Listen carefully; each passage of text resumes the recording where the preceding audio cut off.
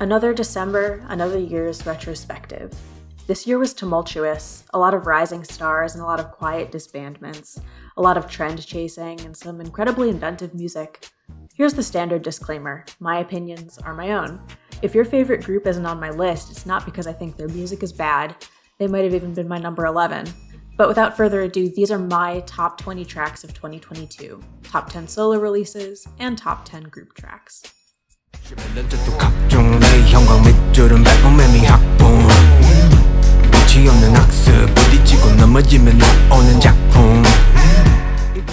More by J-Hope. Nothing makes me happier than when an artist goes solo and immediately lets their inner freak out.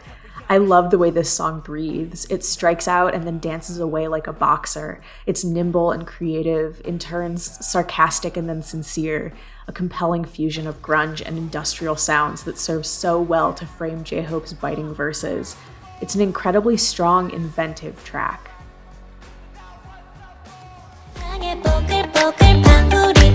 Give me your love more.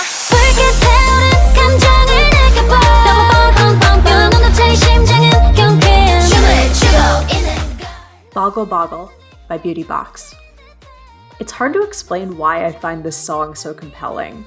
Listening to it is like the feeling I get putting together the last few pieces of a jigsaw puzzle, or watching one of those videos of things fitting perfectly into other things. The different composite parts of this song fit so well with each other, and the transitions are so smooth that the end product is endlessly satisfying. Softer moments and hard-hitting beats strung together by catchy melody. This song is fun and bubbly, but with a cheeky, nearly sardonic edge. It came out of nowhere, and I loved it.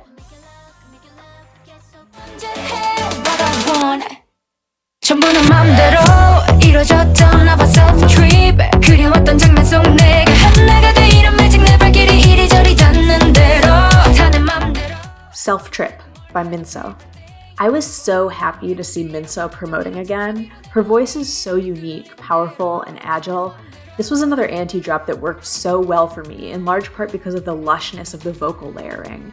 The melodic writing gives the song this dark, magnetic tone that contrasts with the bright neon lights of the video, and I love how the outro reworks the chord structure of the chorus, leaving us with this sense of unease. I really can't wait to see more from her.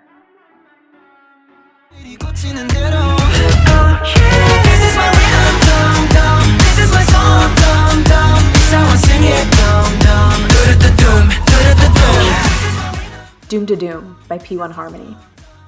This song feels like a blunt instrument or a joyride in a stolen car, but under the hood it's full of some extremely smart choices. I'm in love with the way the anti-drop functions. What could have been a tired and predictable choice in another song sounds so fresh here. The isolated bass and featherlight vocals contrast really well with that gritty, wailing electric guitar hook. This song plays on familiar tropes in unexpected combinations, and I really enjoyed it.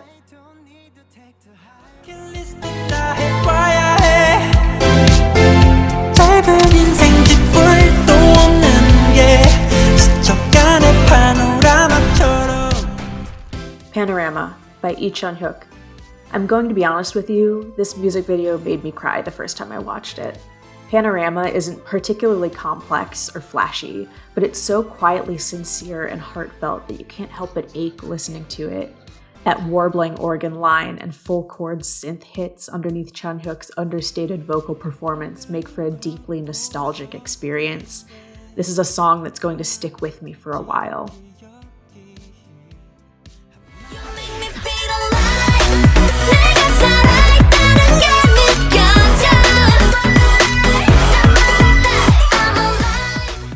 Alive by Lightsum. This song doesn't let you breathe from the moment it starts until the moment it's over. It's unabashedly loud and charming and full of synthesized sugar. This year's been full of songs with pieces that don't feel like they fit, dance breaks or bridges that feel tacked on at the end or added for shock value. But Alive has one of my favorite dance breaks of the year. It feels fully integrated into the song, utilizing the existing soundscape while bringing something new.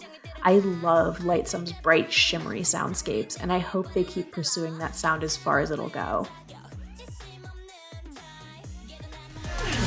자세히 낮추고 Wait a minute 7, 6 and give me 5 나른한 눈빛에 Pose by Kino. This year, I have decided to give Kino the Best Taemin Song That Isn't a Taemin Song award. Really though, I think this song is incredible in its own right. It's a song that pulses like a living thing. It plays with stillness and silence, moments of held breath giving way to deep house beats, and Kino's voice soaring above the soundscape in an endless call and response. I can't not mention the choreography, which is also some of my favorite this year. It's elegant and sensual, and exactly what I expected of him in the best way.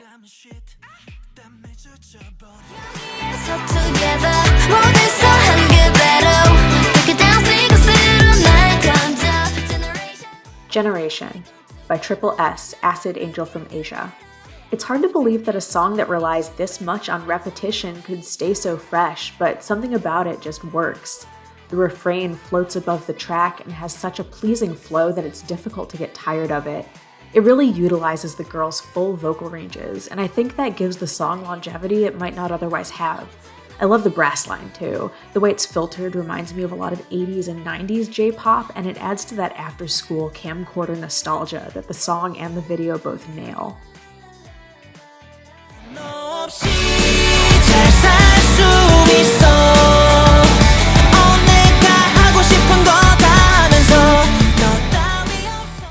I Hate You by Woods.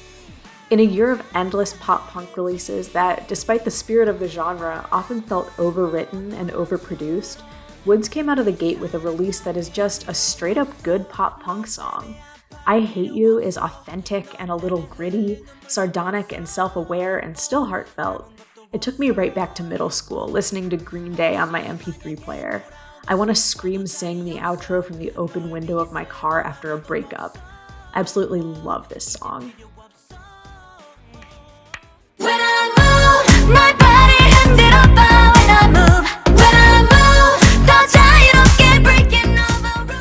When I Move by Kara. Kara coming back was one of the best gifts this year gave us. The song is the perfect balance between the current K-pop soundscape and the sound that made Kara icons, in no small part because of the members' power vocals. Their performances take center stage, bright and dynamic, supported by the driving bass line, the shimmery synths, and the disco funk guitar riffs. The song is fun and charismatic and simply sparkling.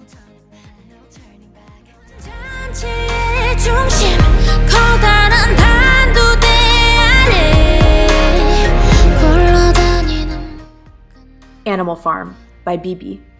Okay, first thing, I will absolutely never get tired of watching BB do violence. I'm coming out in support of women's wrongs, but especially hers. She could do this stuff forever, and I'd cheer her on. And as much as this is about the song, I can't really separate it from the music video. The 60s rock instrumental is influenced directly by the music from the Kill Bill movies that the MV pays homage to, and the lush orchestral lines throughout make the track deeply cinematic. BB's voice is a character itself, breathy and coy one moment and then rasping and wailing the next. Animal Farm is powerful and dramatic and bloody and grandiose, and dares you to look away for even a moment. You're so sweet, I'm in love, I'm in danger.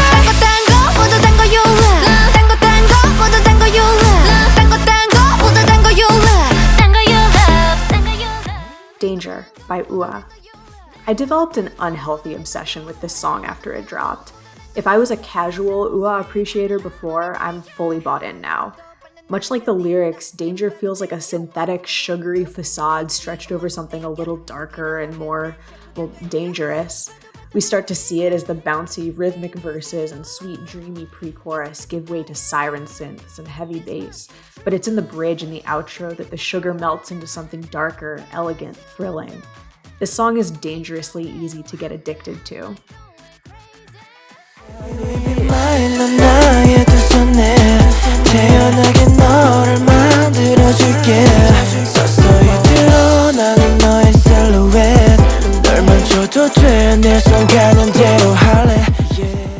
Be Mine by Junji. Okay, first, I'm giving one big shout out to Only Onew's Underground Idol series in general.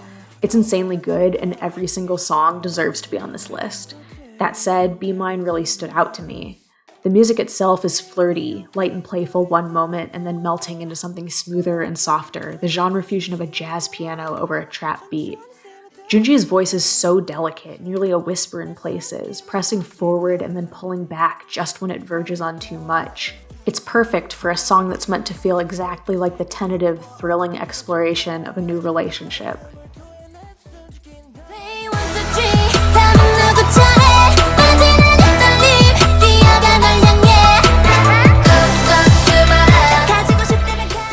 Play Hide and Seek by iChillin. iChillin was one of my favorite discoveries this year. Like, this song is so weird.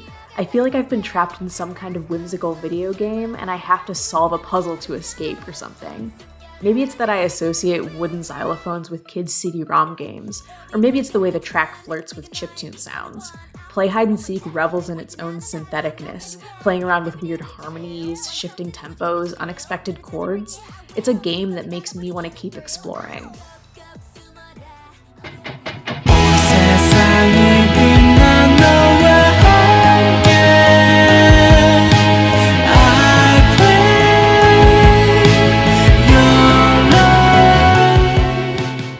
Gray Suit by Suho. It's hard to explain why this song is so compelling to me. Suho's performance is so raw and sincere and heartbreaking. It pulls you in and doesn't let you go. I find myself holding my breath through parts of this song, the moments of stillness before the storm, his voice floating before it comes crashing down. I love that the melody ascends higher than you'd expect. That rising scale lasts for more than just a few notes and keeps going and going, higher peaks and lower valleys. There are moments of true resonant emotion here that stick with you long after the last note has faded away.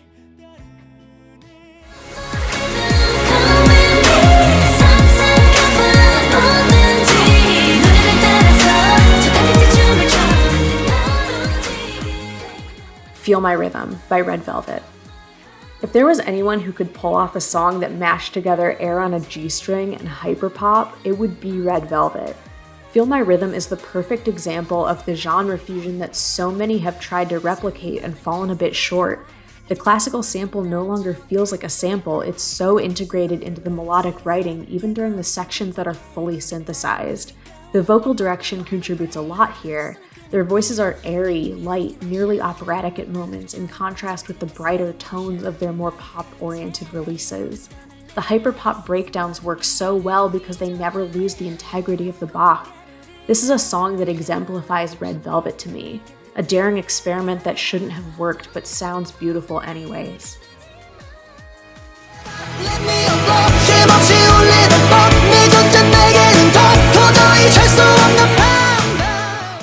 Maniac by Max Changmin.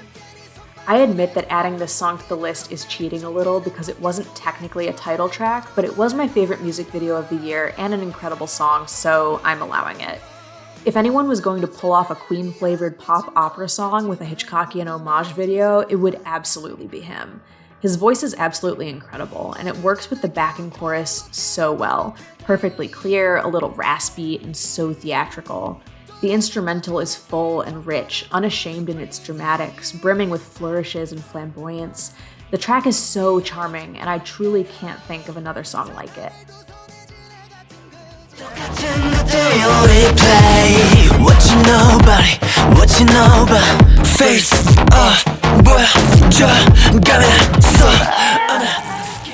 Skins by onew.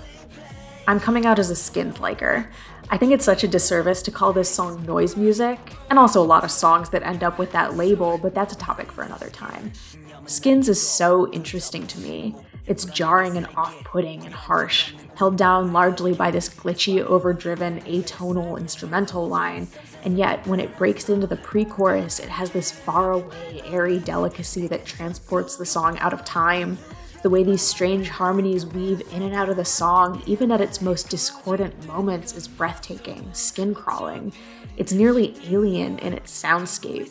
For a song that's so much about the relationship and expectations we have for artists trapped in the idol machine, I think its unapproachability makes it all the more interesting as a piece in its own context.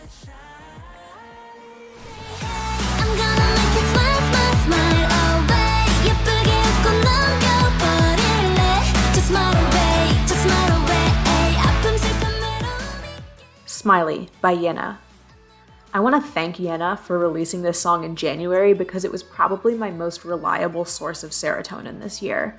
Everything about it is genius. I love Yena's voice. It suits this kind of bubblegum rock so well. A little raspy on the low notes and bright on the high notes. Bringing BB in for the villain feature was a perfect choice. I adore how they fit together. There's nothing sarcastic or ironic in this song. It's warm and sincere, a little cheeky but truly earnest. Yena's performance has so much personality and heart, and it comes through on stage and in her voice. I never got tired of this song. It still makes me smile.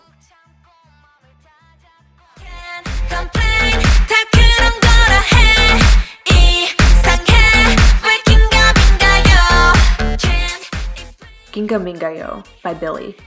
When you break this song down, it is insanely simple, but I think that's what makes it so incredibly good. Built on its rubber band bass line and playground chant chorus, Ginga Mingayo thrives on its simplicity because it leaves so much room on top for Billy to have fun. Every member is giving 110% on these performances, and their voices are all super distinct. That's not to mention what a joy Ginga Mingayo is to watch on stage. They deserve every moment of virality that they got with this song. It's youthful and cheeky and charismatic and sets every member up to shine. I adore Billy, and I love that they keep us guessing.